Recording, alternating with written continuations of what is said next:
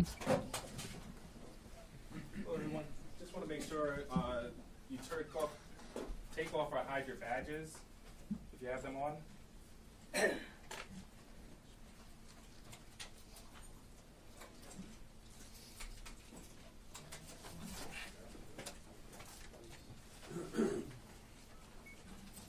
Hey, how's it going, everybody? Everybody doing okay? Yes, sir. Let me see here.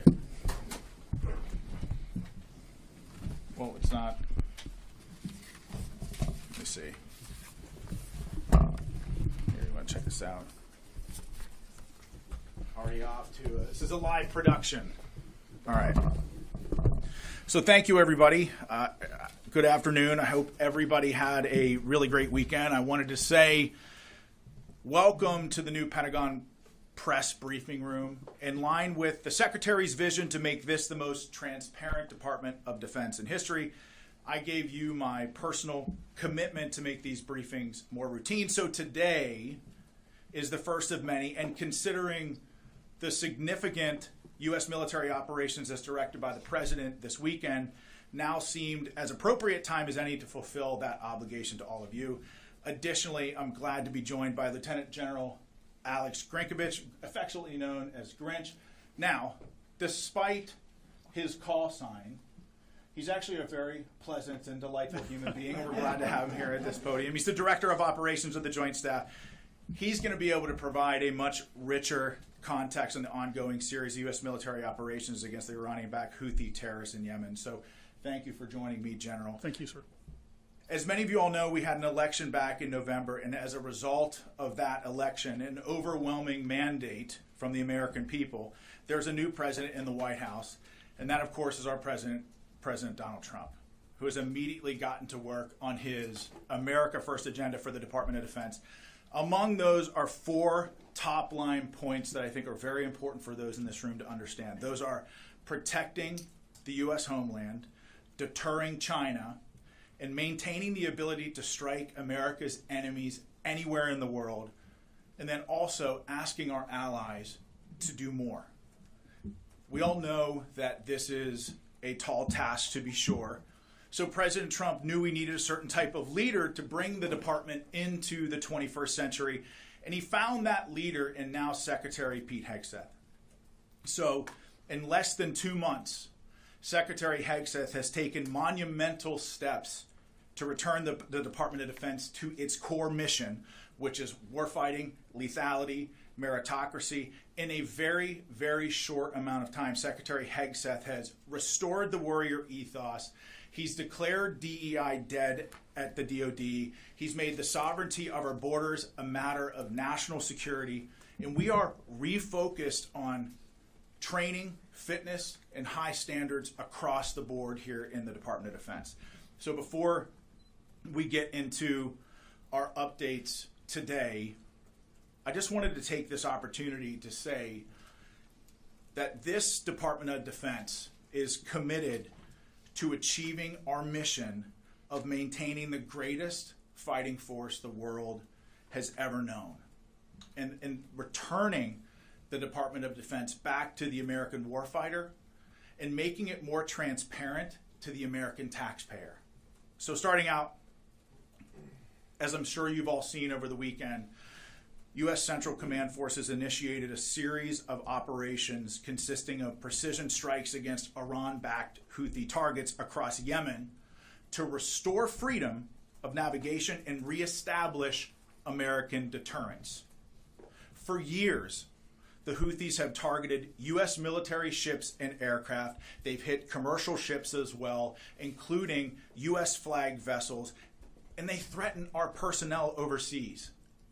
Houthi terrorists have launched missiles, one-way attack drones at U.S. warships over 170 times, and at commercial vessels 145 times since 2003. I know what it's like to be in a situation when you're under fire by the enemy. Your life is at risk. The life of your friends and your battle buddies is at risk, and you're prohibited from returning fire. That's a hellish situation that I wouldn't wish on my worst adversary. It's a tough position that we put America's sons and daughters in. Under President Trump and Secretary Hegseth's leadership, we will defend our sons and daughters. If you shoot at American troops, there will be consequences. As President Trump and Secretary Hegseth have made clear, these actions by the Houthis will not be tolerated. In his first 2 days back at the White House, President Trump signed an order laying out a process to redesignate the Houthis as a foreign terrorist organization after the previous administration revoked their designation within weeks of taking office. Under the previous administration, America's enemies were emboldened and billions in frozen funds were unlocked for Iran. With President Trump and Secretary Hegseth's leadership, an era of peace through strength is back. We will use overwhelming lethal force until we have achieved our objective. With that said, and this is a very important point, this is also not an endless offensive. This is not about regime change in the Middle East. This is about putting American interests first. As I said over the weekend, there is a very clear end state to this operation. And that begins the moment that the Houthis pledge to stop attacking our ships and putting American lives at risk. Shifting focus to Africa, at the request of the federal government of Somalia, U.S. Africa Command Forces conducted collective self-defense airstrikes against al-Shabaab on March 15th. The airstrikes occurred about 150 kilometers northeast of Mogadishu, Somalia, and AFRICOM's initial assessment is that enemy combatants were killed and that no civilians were injured or killed. And so U.S. forces will continue to partner with Somali armed forces to take the fight to these terrorists and degrade their ability to plan and conduct attacks that threaten the U.S. homeland, our forces, and civilians abroad. Now on to Homeland Defense. President Trump and Secretary Hegseth have been very, very clear that border security is national security. We spent decades defending foreign nations' borders while our own U.S. borders has been invaded by criminal illegal aliens, human smugglers, drug traffickers, and transnational gangs.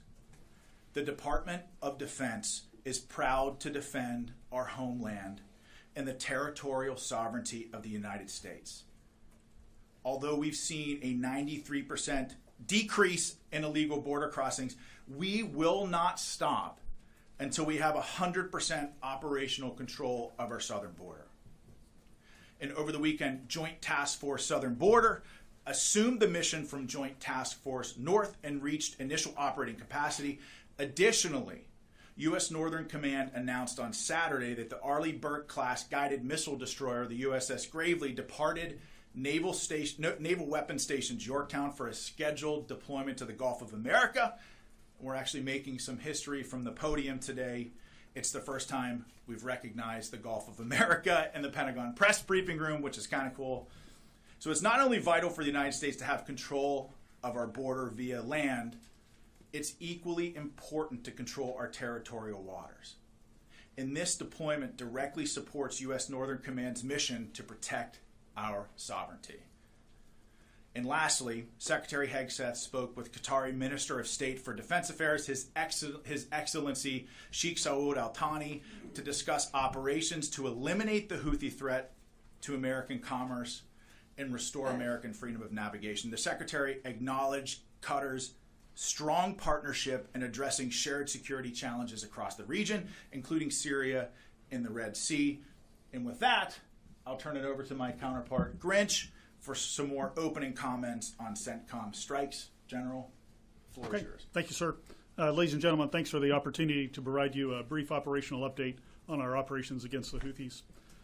On Saturday, the 15th of March, shortly after 1 p.m. Eastern Time, at the direction of the President, U.S. Central Command began precision strike operations against the Houthis to restore freedom of navigation and American deterrence. The initial wave of strikes hit over 30 targets at multiple locations, degrading a variety of Houthi capabilities. These included terrorist training sites, unmanned aerial vehicle infrastructure, weapons manufacturing capabilities, and weapons storage facilities. It also included a number of command and control centers, including a terrorist compound where we know several senior Houthi unmanned aerial vehicle experts were located.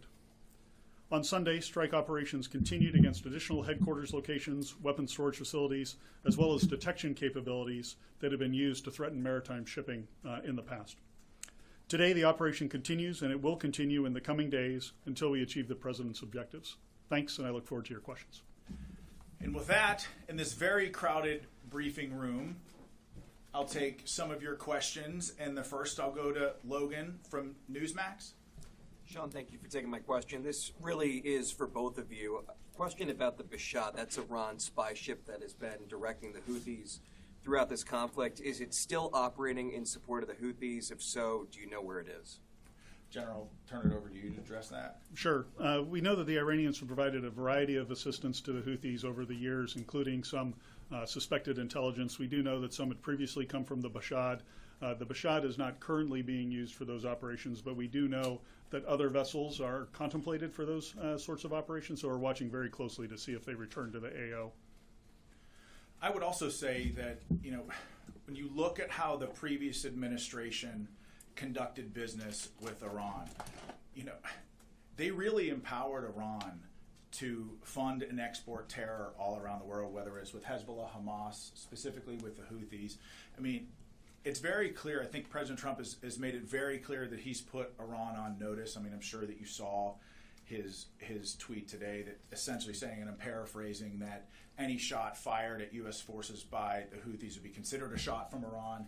And this is the president showcasing leadership from the Oval Office and frankly, bringing moral clarity back to the United States of America. We know who the enemies of this country are and the enemies of a free world are. And President Trump has put them on notice, as you saw with Iran this morning. But okay, Gabby. Thank you for taking my question. I wanted to run back to TDA and MS-13 deportations to El Salvador's Terrorism Confinement Center. Do we anticipate to renew that partnership as it will conclude after 1 year? If yes, what does that look like from a cost perspective? And how is Guantanamo Bay factored into dealing with criminal aliens and terrorists, considering this new Pentagon is more focused on securing the border?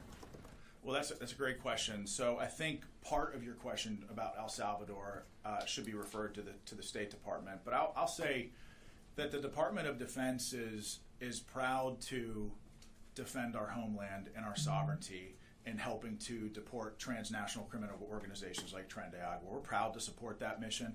I don't know, General, do you have anything to offer about Guantanamo Bay and our force posture there? Sure. I just had a couple of things for you, Gabby. We do continue to have a substantial presence at Guantanamo Bay to ensure that we're ready to receive any illegal aliens that the Department of Homeland Security would like to send there. We're monitoring their requirements closely, and we're in daily contact with them to make sure that we can meet them to the best of our ability. Tom? Sean, if the Iranian ships are operational and start helping the Houthis, will they be targeted? And for the general, any sense of number of military casualties so far and any civilian casualties in Yemen? Well, that's a great question, General. If you'll permit me to answer. Sure, go ahead. So I think that I certainly don't want to get out in front of the Commander-in-Chief and the Secretary as it pertains to clearance of strikes and who will be targeted, but I think the President's made very clear that all options are on the table. Yeah, Tom, just on your question of casualties, military casualties, we have some initial estimates. I hesitate to say what they are because they're very much estimates at this point, but I think in terms of dozens might be a safe overall characterization. Dozens of military? Yeah, dozens of military casualties so far, but I really can't characterize it much better than that at this point. We'll learn more as we go. On the civilian casualty side, no indications of any civilian casualties. We, of course, have seen some of the accusations by the Houthis. We look at those closely when they do come in, but we have no credible indications of any civilian casualties. And I'd like to add to what General Grinch said. Anytime you're close to an operation like this, having been in combat front towards enemy before, the fog of war is a real thing. So before we announce something here from the podium, we're going to make sure that we get it right. And I think part of that is just taking the time to evaluate and doing a proper battle damage, BDA battle damage assessment, sensitive site exploitation. And frankly, that stuff just takes time. And so before we make any sort of those announcements, like, we're going to do a real hard look and make sure that we get it right before we announce it to you. Charlie from CBS. Yes, thank you, Sean. Changing the subject slightly. Is the DoD considering rescheduling the performance of young musicians in the Marine Band that was canceled because of the anti-DEI executive order?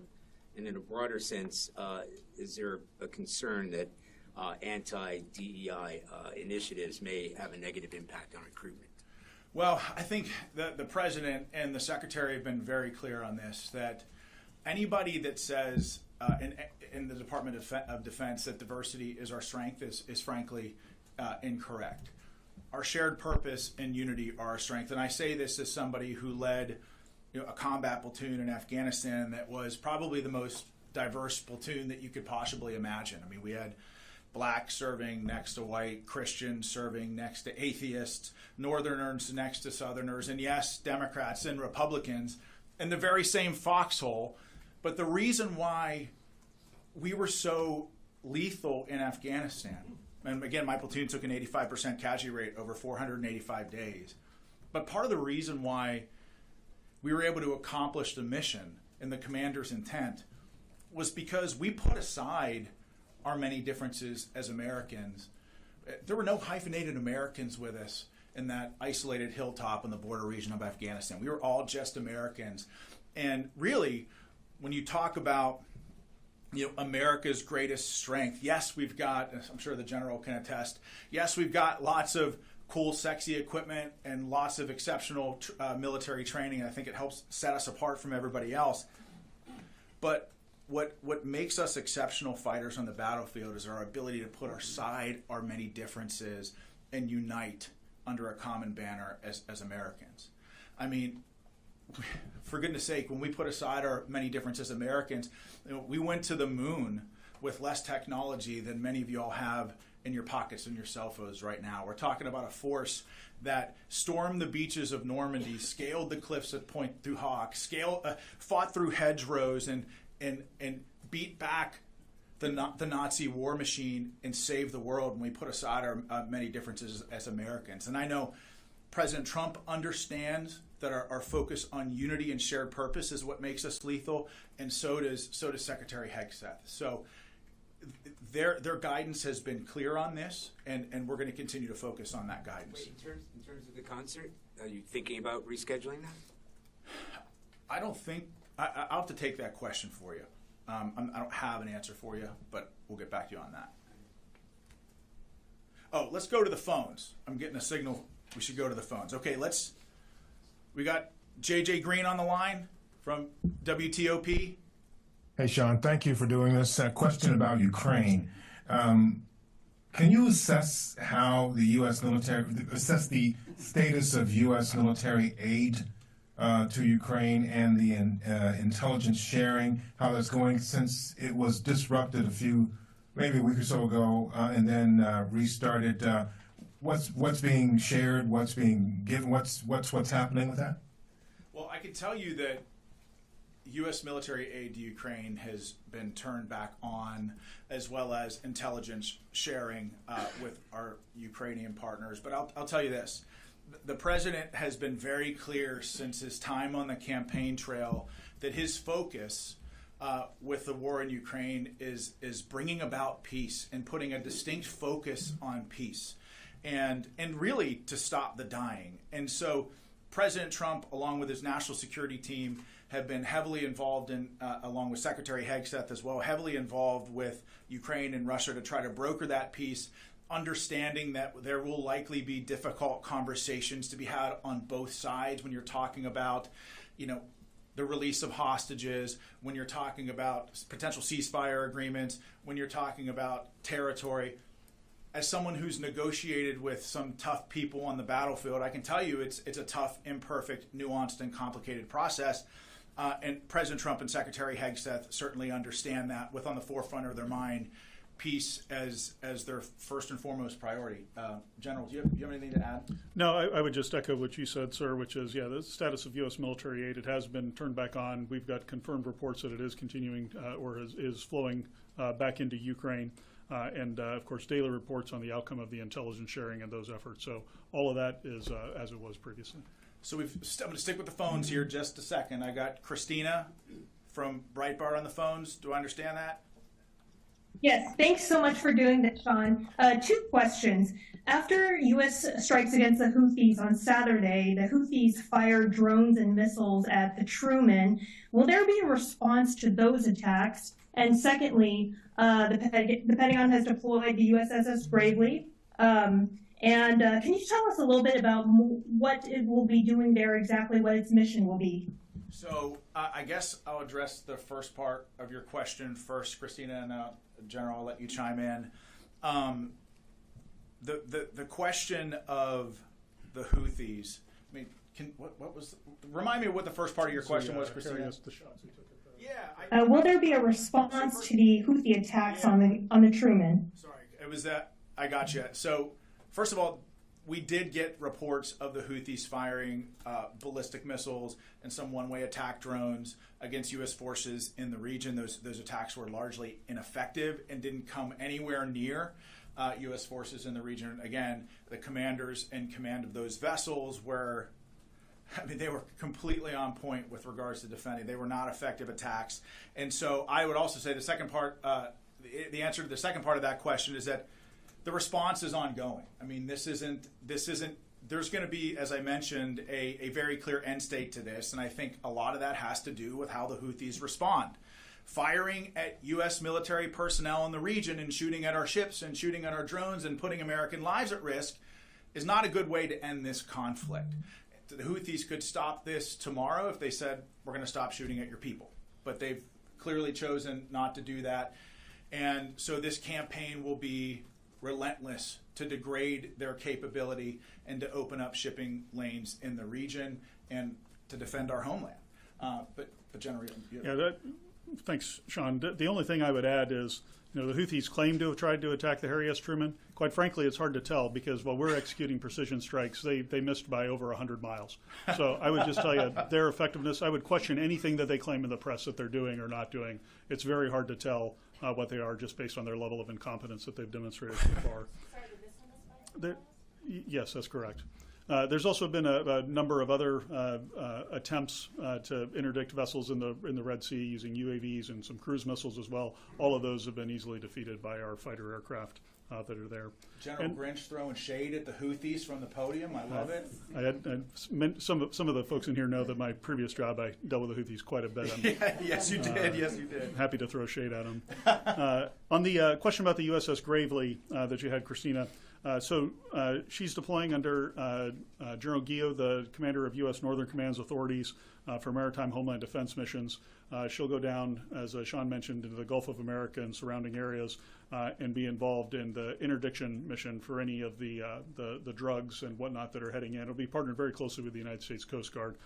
So we won't share, of course, her actual scheme of maneuver here, but know that that's the mission that she's going down there for, and we look forward to seeing what she can do. And on that point about the USS Gravely, I think it's really important that the President and the Secretary have made very clear 100% operational control of our southern border. I mean, we've got probably close to 10,000 troops on our southern border. We're surging a Stryker Brigade combat team down there to reinforce the land border as well. But there's a sea component to this as well, and that's part of the mission of the USS Gravely is to secure the water routes in defense of our southern border. And so, Aaron, Daily Caller. Thank you, Sean. Will the Department of Defense commit to firing or otherwise disciplining any remaining leadership that were directly involved in the Afghanistan withdrawal? So we're in the process of figuring out what that investigation will look like. But I'll tell you, as somebody who served in Afghanistan and watched that unfold, I mean, I was horrified in a lot of ways. You think about how much time and blood and treasure and American life that was lost in Afghanistan over 20 years. You think about that for a second. I'm 43 years old. This country was at war in Afghanistan for 20 years. So almost half of my life, this country was at war in Afghanistan. And I personally watched, the men in my platoon, but also my larger brigade combat team, which was a part of the 10th Mountain Division, 3rd Brigade. We bled the ground red in Afghanistan, and I watched my men do extraordinary things in support of a grateful nation and in support of the mission there. And to watch Afghanistan be surrendered in the way that it was extremely difficult.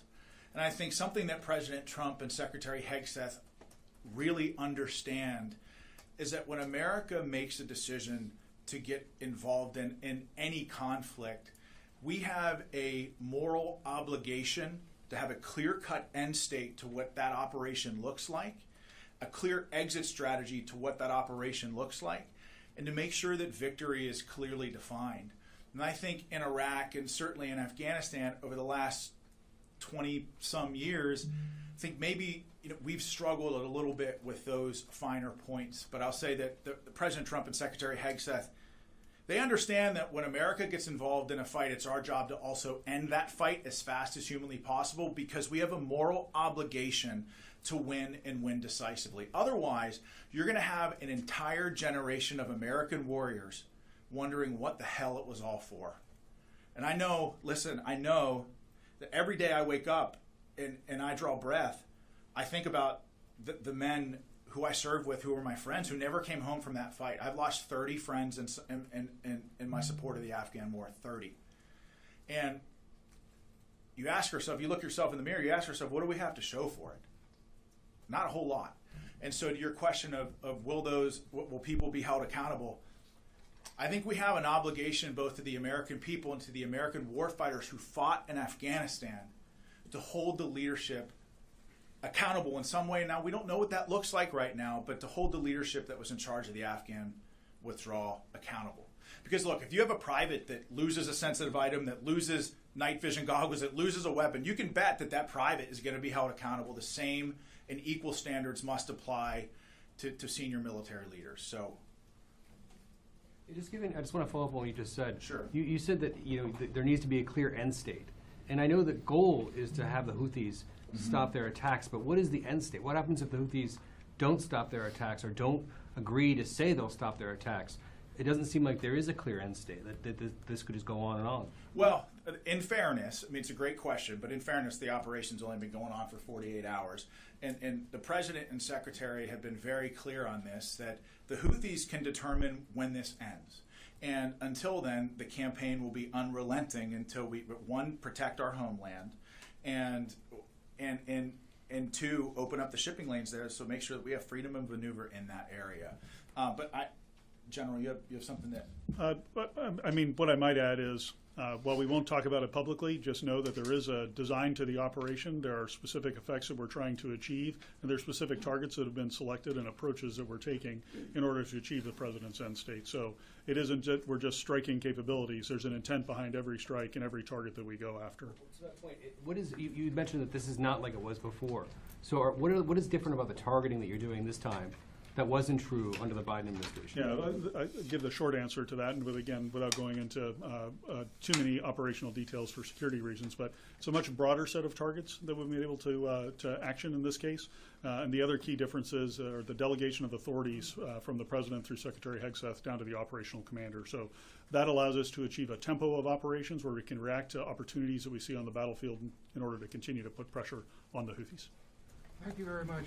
Will this operation include sending ground troops into Yemen? If so, how do you achieve your objective of making them say enough without sending ground troops?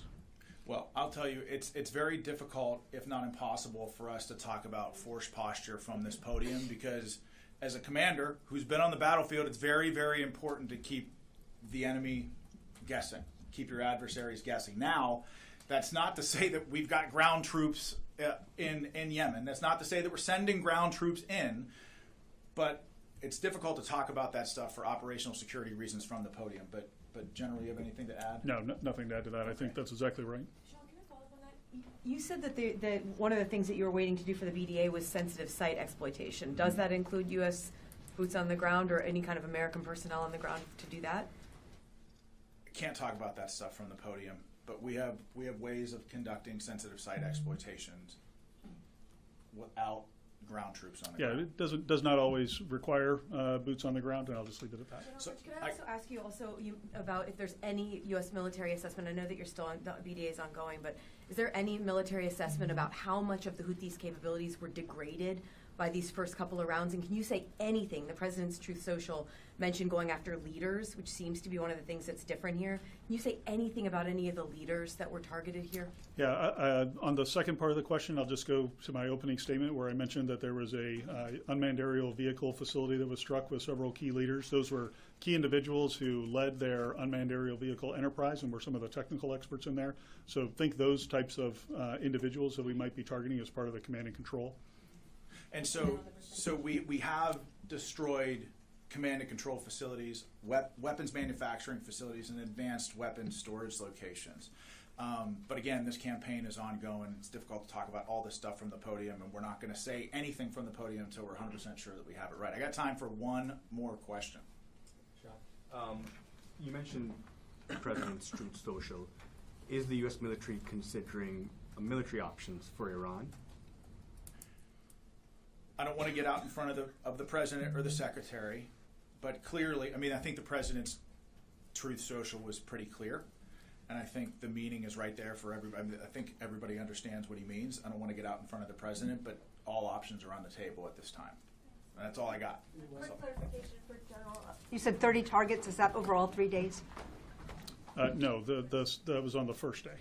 And it was over 30 targets, so not a specific number for you, but over 30 targets, multiple locations, and then additional targets today, and additional targets yesterday on Sunday, and additional targets today that obviously I won't go into because they're executing now. So thank you, everybody. Listen, we're done. There will be more of these, I promise, but thank you. It was a great first press briefing. Really appreciate you all and your commitment to telling the story of the warfighters. But thank you. We'll see you next time.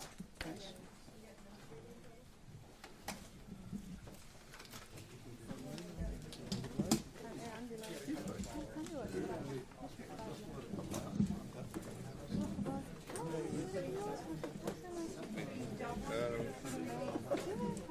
Sorry. Hey, before we get started, those who are not here before, this is an off the record drill.